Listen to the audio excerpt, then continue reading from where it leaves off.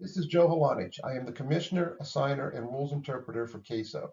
This presentation covers the use of a designated player and flex player in the lineup. When using the designated player listed as the DP and the flex player listed as the FP or flex in the lineup, it must be known at the pregame conference. In other words, they have to be listed on the lineup when it is reviewed at the pregame conference. The designated player is a player who bats only for one of the 9 starting defensive positions. And here you can see in the number 6 position in the lineup, Janice Townsend is the designated player. There are some defensive options for the DP, and that will be discussed in a future slide. The DP remains in the position that is originally assigned in the lineup. So even if Janice Townsend goes and plays right field for Nancy Berkshire, Nancy Berkshire now is only batting, but she does not become the designated player. Janice Townsend remains the designated player, even though now she is batting and playing defense in right field. Here you can see the outline showing that the number 6 position remains the DP no matter whether she's playing just offense or playing defense for another position and batting. The flex player is placed in the 10th position, and you can see it here by the red circle.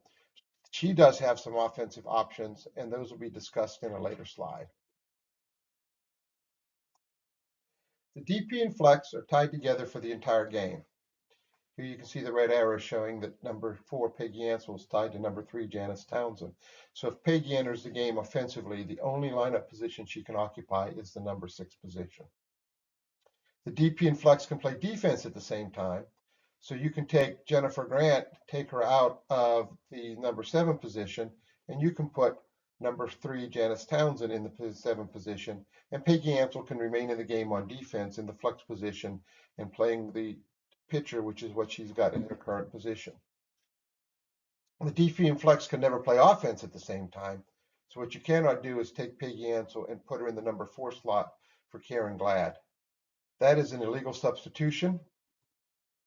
The player is restricted to the bench, and the player is out except in a rare circumstance.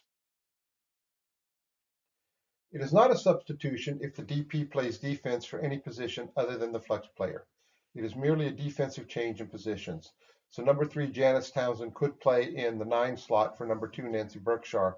The lineup would remain at 10, and Nancy Berkshire would now only bat, but Janice Townsend would remain as the DP tied to the flex player as we showed on the last slide. The DP may be substituted for at any time. The player in the DP position leaves the game. The substitution can be made with a legal substitute. Here we have number 13, Holly Smalls, goes and plays for number 3, Janice Townsend. The positions remain as 10 in the lineup, with the flex still in the game. The flex can play offense for the DP. So if we want the DP to leave the game, we can put the flex in there. Here you see number 13 is now back out of the lineup. Number 4 is in the 1 position because it is not a substitute. The flex has not left the game. The lineup does drop down to 9 players then. The original DP player has 1 re-entry right. She can come back in the game, and the flex can return to the flex position, and the lineup goes back to 9. Or the flex player can leave the game, and the lineup would remain at 9. Here you see number 3 re-enters. We haven't put the flex player back in the flex position, so the lineup stays at 9. But we can always put number 4 back in the flex position, and the lineup goes back to 10.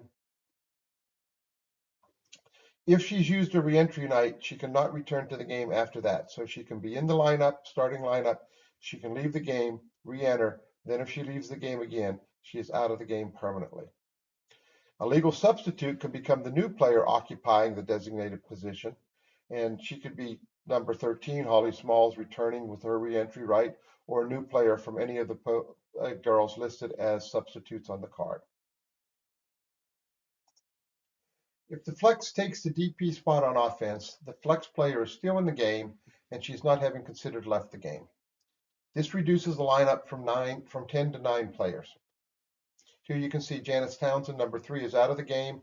Number 4, Peggy Ansel, is now in the number 6 lineup spot in the 1 position.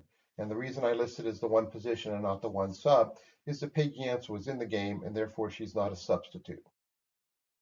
If the original DP player re-enters, the flex can return to the 10 position, And lineup would then go back from 9 to 10. If the flex has not left the game in the 10 position, therefore she's not considered having a re-entry right in that position. The flex leaves the game if the DP plays defense for her. Here you can see that the DP now is pitching, which was Peggy's slot in the number 10 flex position, and Peggy has left the game. She does have a re-entry right. If she re-enters, the lineup can return to 10 if the flex position returns. So say you see Peggy returning in the number 10 slot. She can also go back and be in the number 9 position, be in the number 6 position, and the lineup would remain at 9 players. You can substitute for the flex with a legal sub anytime. Here you see number 14, Victoria Morgan, has substituted for Peggy in the flex position. Peggy does have one re-entry right. She can return to the game. She can either go back to the flex position or she can re-enter in the DP position, at which point the DP position has left the game and they're back to 9. So you can either stay at 10 by putting Peggy back in the lineup at 10, or you can put Peggy in the number 6 slot and keep the lineup at 9.